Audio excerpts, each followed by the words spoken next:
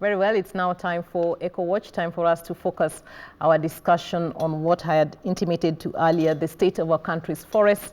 Of course, this discussion coming at a time when today we have seen the launch of the National Tree Planting Campaign for the short rain seasons, given that, of course, the short rains have begun, and this was done at the Ngong Road Forest earlier today. And that is a discussion that I will be engaging Esau Omollo, who is the Deputy Chief Conservator of Forests at the Kenya Forest Service, to tell us some of the initiatives that they are taking to ensure we achieve the 10% forest cover. Welcome to the program, and thank you for joining us this evening. Thank you. Thank you very much. Yes, we like to begin with the numbers. Last year, we were talking about 7% of forest cover. Where are we at the moment? What is the state of our country's forests?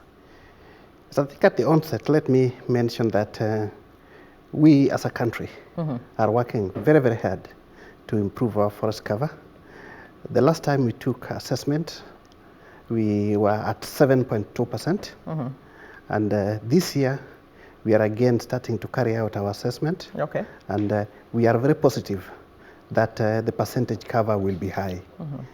What it entails is that we always look at the forest as per the definition of the word forest, and Kenya has got a specific, unique definition of a forest. How do we define it? Yes, the forest is defined based on the canopy cover, and the canopy cover of a forest must be 30% forest cover, and it's also driven by the height of the tree in question, and the area it covers. So we must have at least 0.5 hectares for it to be called a forest. So based on that definition, Kenya as a country at the moment, we are still reporting 7.2%, but we are very positive that when we conclude our assessment, then we will have a slightly higher increase in percentage cover.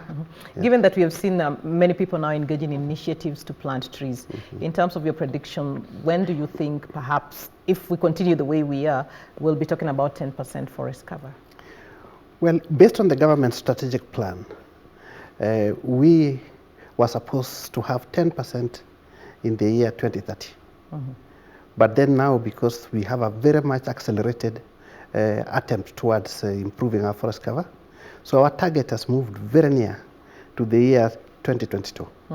So we are working very, very hard to make sure 3 years from now. That 3 years from now, we should be hitting the 10%.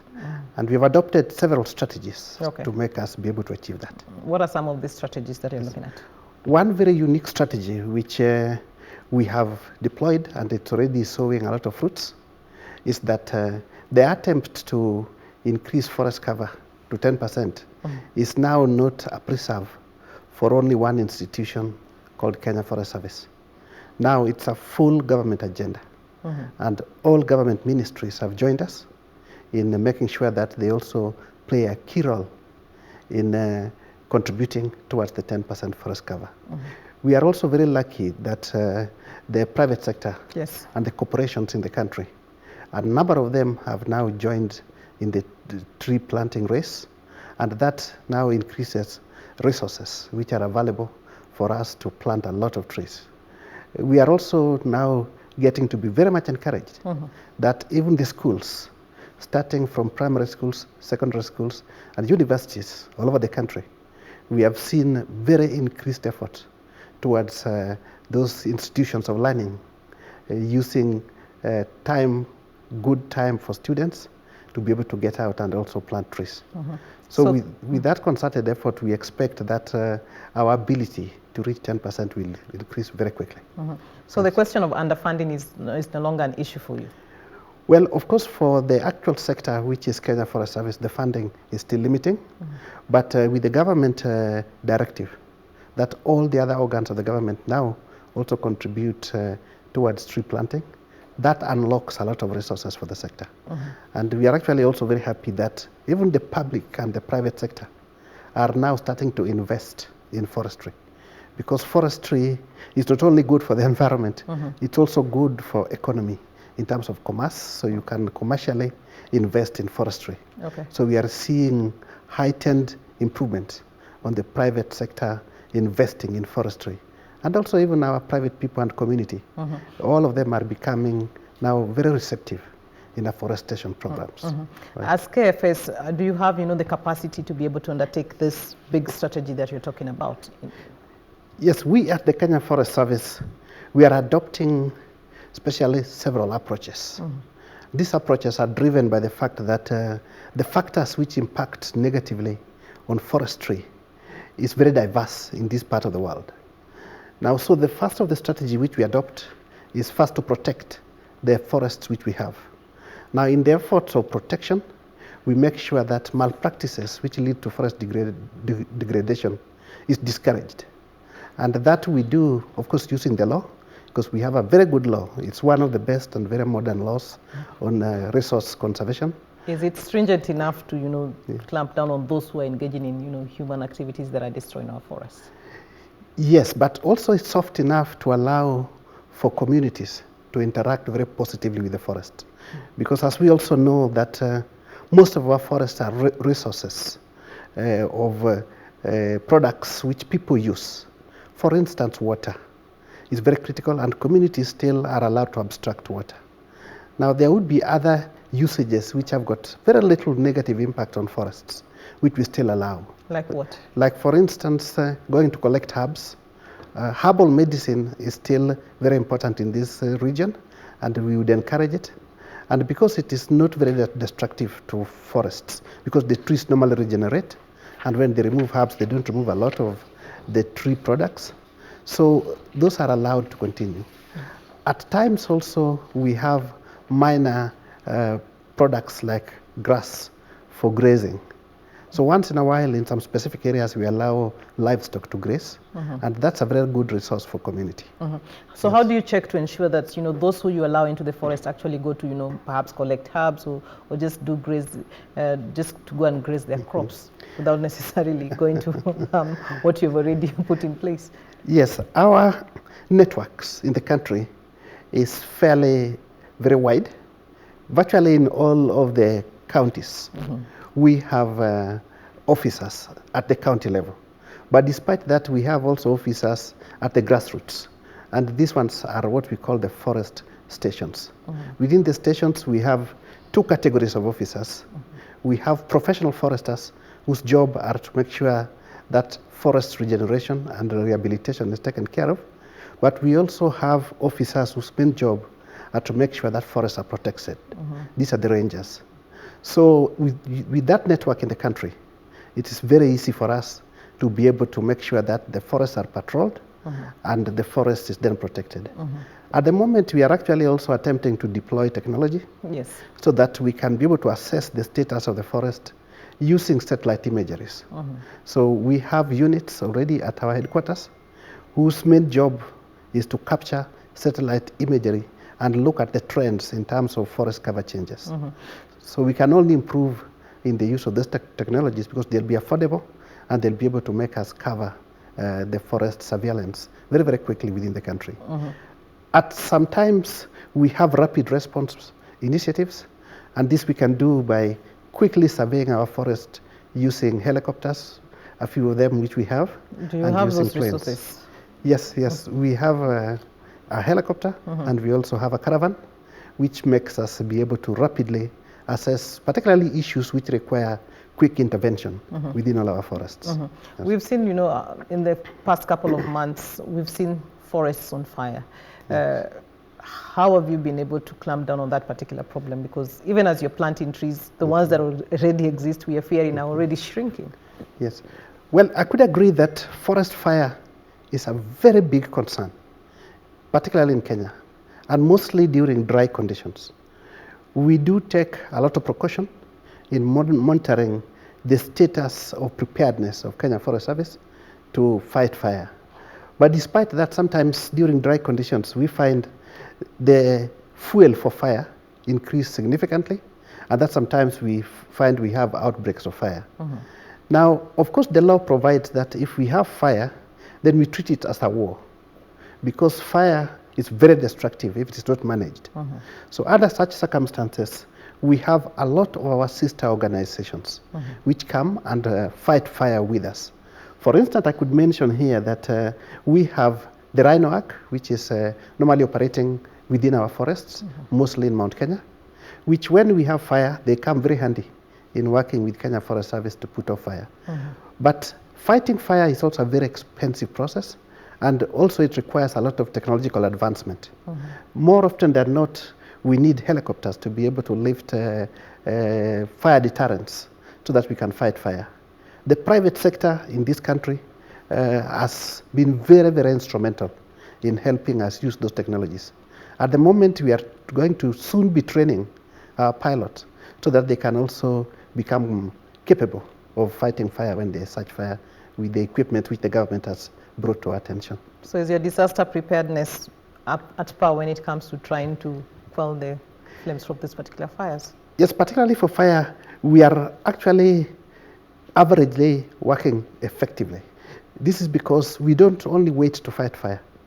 We normally also manage our forests with an aim of making them fireproof. And one of the ways to do this is for us to do what we call fire breaks. Fire breaks are deliberate management arrangements which make sure that if there's fire which starts, it doesn't spread to cover the whole of the forest. Now, so more often than not, in our management strategy, we do open those fire breaks, particularly during dry conditions, so that in case of incidences of fire, fire doesn't spread. There are also some instances where we plant species which are technically fire resistant. Now, those particular species also are able to manage spread of fire in case we have fire in a block. Right. All right, even as you try to manage, the fire, one of the things that you've attributed the outbreaks sometimes has been issues to do with human activities. Yes. And there have been proposals to fence off the forest and perhaps just try to ensure that those who are found responsible for setting some of these fires are actually taken to task and receive prosecutions. Has that happened? Yes, in the incidents when we have had fire, then we have people who actually like starting fire and they enjoy seeing fire burn. Now, those are the fellows we call arsonists. Okay. Now, in cases where if it is a dry spell and we have declared a fire season, because at Kenya Forest Service, we are always by law allowed to declare fire season. Now, when we declare fire season and you set fire because you want to see fire burning, then if we get you, particularly if the fire spreads to the forest, then we'll most likely charge you. And there have been several instances when we have charged people who have carelessly set fire and has led to destruction. Now, but more often than not, when the fire season is declared, we actually pass the message through the media and also through the broadcasting channels so that communities all over the country understand that it's very risky to start fire in their farms during that time, because more often than not, fire spreads from their farms into the forest. So the fire season comes just before the planting season, or when do you declare the fire season? Normally, the fire season is dictated by the weather. And under normal circumstances, it is when it is very dry, is when we declare the fire season. This is because fire needs fuel, and fuel is abundant during dry condition. Right. All right. In terms of our treatment of environmental, what you'd call environmental crimes, are there, laws stringent enough in terms of to deter some of these offenses? Yes, because our Forest Act, which is referred to as Forest Conservation and Management Act 2016, is very recent. Most of the penalties which come with the crime committed against forest products, the penalties are very high. So at the moment, we are still fairly comfortable that we are able to deter people from engaging in destructive activities. But we have realized that as we continue doing that, mostly there are now opportunities which people use economically. And those economical opportunities, because the prices of forest produce has gone very high. So people now still risk, despite the high fines, they still risk in trying to undertake malpractices in the forest. And as a method, what we are now doing is to actually have forums. And these forums we normally organize through community forest associations, where they talk with people who are neighboring the forests. The main aim is to make all those people be friendly to the forests, so that they see forests as a resource for themselves and therefore start interacting with those forests positively. Okay. Right. Today you launched the National Tree Planting Campaign because of the short rains. Right. In terms of availability of tree seedlings, do we have sufficient in the country? Because this is an initiative that is massive. Yes. I must say that as Kenya Forest Service, we are really very proud of the launch of the short range tree planting season. And we are very grateful for all the partners and all the cabinet secretaries who attended. We could say that as a country, we have quite a number of seedlings available, particularly for the private sector nurseries. We have approximately 130 million seedlings, which are available for Kenyans to go buy and then plant. Now, as a government and as Kenya Forest Service, for this short rain period, we have approximately 6.5 million seedlings available, and already we are in the process of planting. Like today, So when how are you distributing the 6.5 million tree seedlings? Yes, the 6.5 million tree seedlings are normally destined for planting within the public forest estates. And this covers mostly our forest stations, where we have a lot of plantations, and also areas where we need restoration. We expect that countrywide we'll be planting approximately 5,300 hectares for the short rain period. These are within the public gazetted forest? That is within the public gazetted forest. But the private communities will be planting much, much more, because available will be approximately 130 million seedlings, which Kenyans can buy and then plant in their farms. Are there specific, perhaps, species that you're encouraging people to plant? At the moment, we are deliberately encouraging species with several qualities. One, which is critical, is that Kenyans must start producing timber. So we are encouraging species which are good in timber, but also at the same time good in enriching the soil. Now, so most of these are species which we can generally refer to as gravelia, very, very popular in most of our farms.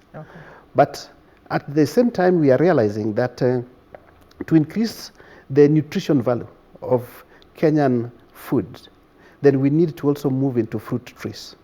So at the moment, we are also starting to sift and encourage, particularly farmers, to plant fruit trees, because fruit trees will not only provide timber, but some of them also will provide fruits, particularly during dry conditions. So the attempt to now sift to high-value tree species is attracting a lot of private farmers now in starting to take forestry as a good commercial activity. Okay. Right. All right. Our time is up, but I'll just give you a moment to look into the camera and perhaps encourage people to plant trees during this rainy season. Okay. Well, on behalf of all of us in Kenya, I would take this opportunity to request all our citizens, starting from our students in schools, our students in colleges, and also our parents, and also ourselves, to get out there during this short rainy period and be able to plant trees. It's very important that even if you are able to plant just one or two, you keep the spirit so that next rainy season you keep on adding. Fruits and trees are alive and a part of this country, which will improve our livelihood and also impact very positively on our economic development. So I would like to end by saying that we would like all Kenyans to join hands and plant trees everywhere so that we can improve the environment of this country. All right, thank you very much. We appreciate you finding time to come this evening and share with us some of the initiatives that you're taking to ensure we meet the 10% forest cover and, of course, conserve our forests. Well, that is Esau Omollo, who is the Deputy Chief Conservator of Forests at the Kenya Forest Service, just bringing us up to speed on some of the initiatives that they're currently undertaking to try and improve our country's forest cover.